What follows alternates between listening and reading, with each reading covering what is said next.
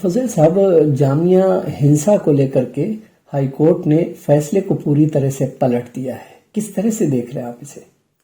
देखिए, एक डिस्चार्ज का मामला था और वो बहुत ही एक कहा जाए एक बड़े खुसूसी एक स्टेप है क्रिमिनल ट्रायल में, और वो एक बहुत ही अहम उसका एक रोल है। उसके अंदर उस ट्रायल कोर्ट ने उन लोगों को उनकी एप्लीकेशन डिस्चार्ज की अलाउ की थी, और उसके खिलाफ मतलब प्रोसिक्यूशन अपील में आए, और जो ऑर्डर हुआ है उसकी तफसीलात अभी आएंगी सामने, तब उस पर हम लोग कुछ कह पाएंगे। लेकिन उसके इस ऑर्डर के अगेंस्ट भी वो लोग सुप्रीम कोर्ट आ सकते हैं, और 90 दिन का टाइम है, उसके अंदर आराम से उसको वो चैलेंज कर सकते हैं और अपनी बात को रख सकते हैं, क्योंकि एक ऑर्डर ऑलरेडी उनके फेवर में है।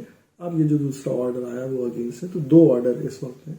अगर वो सुप्रीम कोर्ट जाएंगे तो वो दोनों ऑर्डर एग्जामिन होंगे, और उसमें से जो भी ऑर्डर को लॉफुली वैलिड सुप्रीम कोर्ट पाएगा उसको अपहेल करेगा। अच्छा, एक सवाल ये समझना चाहेंगे कि और भी दूसरे केसेस आते हैं, लेकिन अदालतें जो हैं, अदालतों से लोगों को जमानतें भी मिल जाती हैं, तमाम चीज़ें जो है आनन फानन में ख़त्म हो जाती हैं। लेकिन अक्सर ये देखा गया है कि जहाँ पर मुस्लिम जो है छात्र होते हैं या मुस्लिमों से जुड़ा हुआ मामला होता है, वहाँ अदालतों का रुख जो है थोड़ा सा डिफरेंट नज़र आता है। देखिए, अदालत हम लोग क्या अभी तक तो उसकी नज़रें जो है वो उसकी पाबंद है, वो देखती नहीं कि सामने कौन खड़ा है। और ये बात बहुत आसान है, ये इल्ज़ाम लगाना अदालत पे, और क्योंकि अदालत की तरफ से जवाब तो आएगा नहीं। लेकिन जो वकील हैं, जो लोग उससे जिनका इंटरेक्शन है, वो आपको ये बात बताएंगे कि एक कहा जाए कि क्वालिटी ऑफ जजमेंट है और एक quality of administration of criminal justice system है, वो चूंकि बहुत से वेरियस रीजन से जिसकी वजह से असरअंदोज होता है।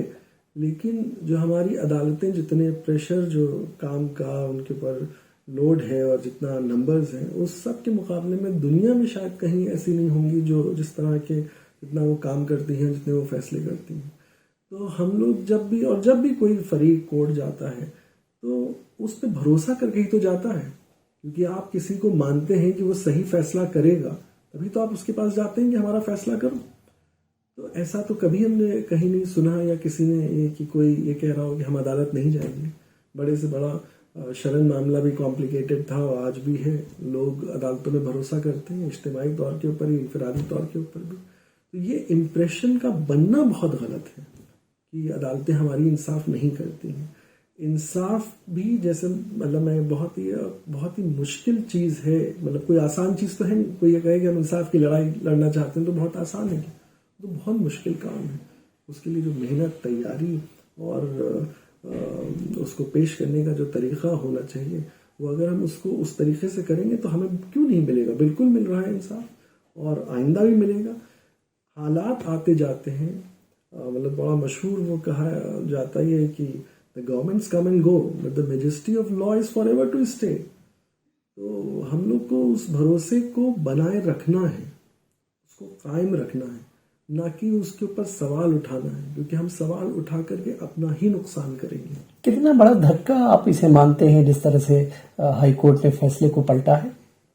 कोई ऐसे धक्के की कोई बात नहीं है, वो एक प्रोसेस है। उन्होंने चैलेंज किया भाई, पहले जब डिस्चार्ज हुए थे तो उनको धक्का था।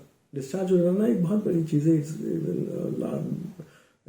मोर इम्पॉर्टेंट इशू देन एक्विटल से भी ज़्यादा है, क्योंकि आपने जो चार्ज लगाया वो चार्ज से आप डिस्चार्ज हो गए, तो आपने पूरी तफ्तीश या पूरा प्रोसिक्यूशन का केस तो वहाँ गिर गया। तो नेचुरली उनको धक्का था। उन्होंने आकर के इसको चैलेंज किया, अब किन वजूहात से उसको एक्सेप्ट किया गया, ये उसको चैलेंज कर सकते हैं। तो किसी को कोई ऐसा धक्के की बात नहीं है। 2 ऑर्डर्स हैं, एक इनके फेवर में प्रोसिक्यूशन के, एक उन मुलजिम के फेवर में है, और 2 ऑर्डर्स सुप्रीम कोर्ट के सामने होंगे, वो उसके बेसिस पे तय करेंगे कौन बेहतर है इसमें से।